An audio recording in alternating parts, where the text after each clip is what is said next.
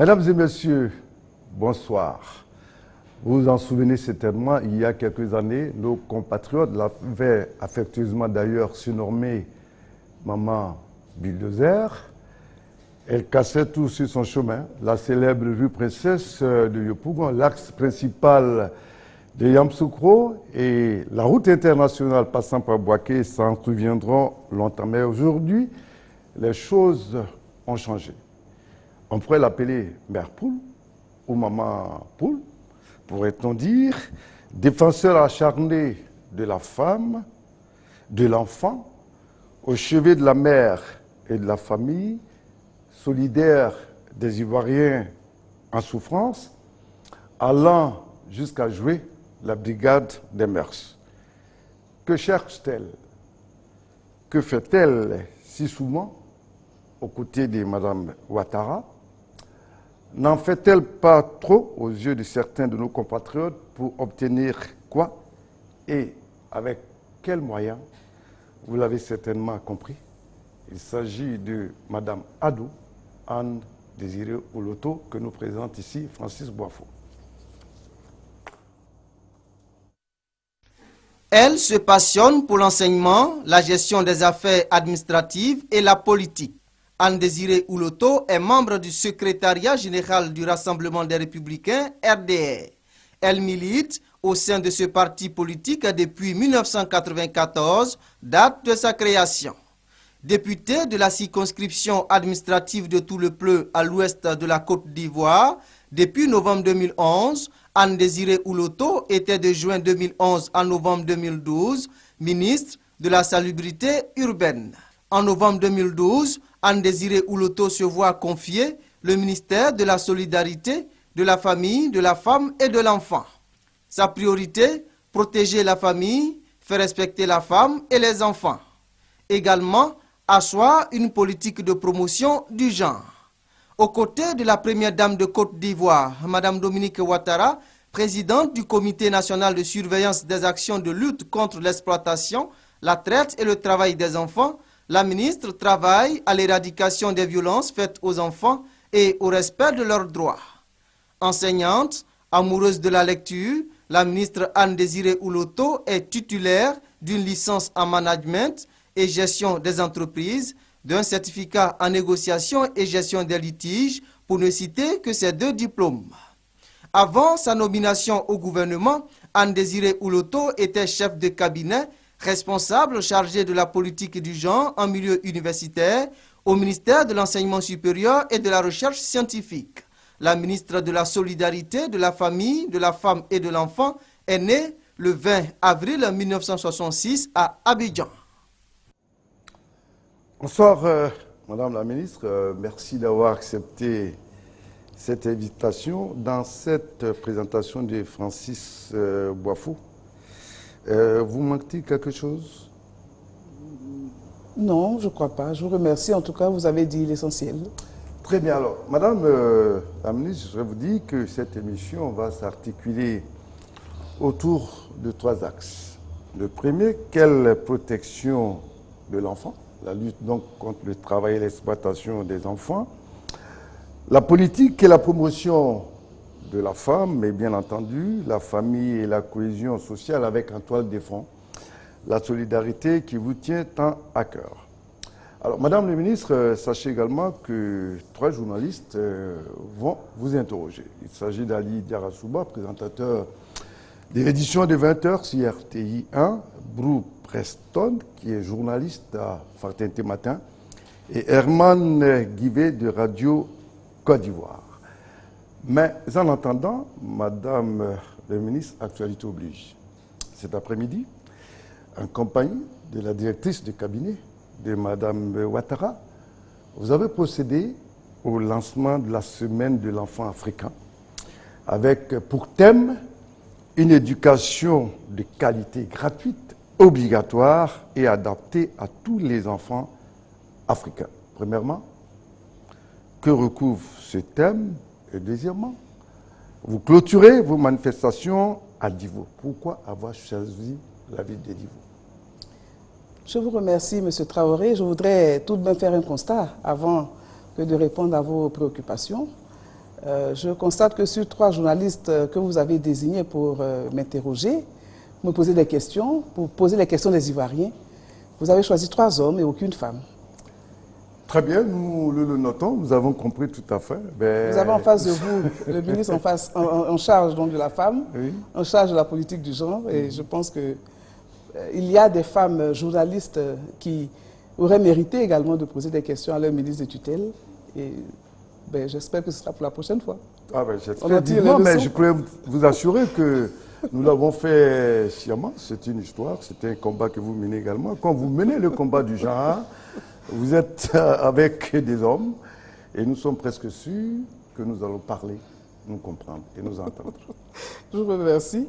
En tout cas, je voudrais vous remercier pour cette belle opportunité que vous donnez au gouvernement de parler donc de sa politique en matière de famille, de femmes et de l'enfant, mais également en matière de solidarité. Aujourd'hui, vous l'avez bien constaté, nous venons donc de lancer la semaine de l'enfant. Cette semaine de l'enfant donc s'inscrit, si vous voulez, dans le cadre des journées, de 2 importantes journées, dont la journée mondiale de la lutte contre la traite et les pires formes du travail des enfants, qui est célébrée chaque année le 12 juin, et la journée de l'enfant africain, qui est célébrée le 16 juin de chaque année par tous les pays d'Afrique. Le thème, vous l'avez révélé, donc indique bien l'engagement de nos chefs d'État de donner une chance à tous les enfants d'Afrique, n'est-ce pas, afin que ces derniers puissent avoir accès à l'éducation. Nous souhaitons que tous nos enfants, tous les enfants vivant en Afrique aient accès à l'éducation et donc soit, si vous voulez, donc la relève de demain en matière donc, de relève à tous les niveaux, hein, en sorte que ces enfants-là puissent effectivement faire la fierté de l'Afrique. Et l'éducation est un droit fondamental. C'est ce qui explique que la Côte d'Ivoire a également adopté ce thème donc, qui a été proposé par l'Union africaine à tous les États d'Afrique pour la journée de l'enfant africain. Pour vous, l'éducation de qualité recouvre quoi exactement? L'éducation de qualité recouvre l'environnement dans lequel les enfants donc, ont accès à cette éducation. L'éducation de qualité recouvre également la formation des enseignants. L'éducation de qualité recouvre donc le contenu de l'éducation auquel auront droit nos enfants, quelle que soit leur position sur le territoire national, de façon donc égale, que les enfants se retrouvent dans les grandes villes ou dans les campagnes reculées, que ces enfants aient tous droit donc à cette éducation de qualité avec des enseignants qualifiés et un environnement qui sied donc à un épanouissement intellectuel et social de nos enfants. Et que cette qualité obligatoire, elle doit être gratuite et obligatoire. Mais alors, pourquoi vous avez choisi la ville de Divo? Éducation de qualité, parce qu'il ne faut pas oublier que le président de la République, son Excellence M. Alassane Ouattara, l'a promis aux Ivoiriens. Il a promis de faire en sorte que l'école soit obligatoire pour tous nos enfants jusqu'à l'âge de 15 ans. Et le processus, justement, en vue donc de rendre cette école obligatoire et gratuite pour tous nos enfants, est en cours et suit bien son cours. Divo a été choisi donc, par nos services, justement, en raison de certains fléaux assez dramatiques que nous avons constatés depuis quelques mois. À Divo, nous avons enregistré des cas de maltraitance d'enfants, des cas de maltraitance exercés justement par des parents sur leurs enfants. Nous avons également enregistré à Divo une pratique inédite. Un enfant a été découvert dans un marché, vivant, mais sans ses yeux, à Divo. Pardon? Et un enfant a été découvert dans un marché, alors qu'il avait été déjà déclaré, donc porté disparu par ses parents depuis quelque temps. Et 72 heures plus tard, cet enfant est découvert dans un marché sans ses yeux. Ses 2 yeux lui ont été arrachés.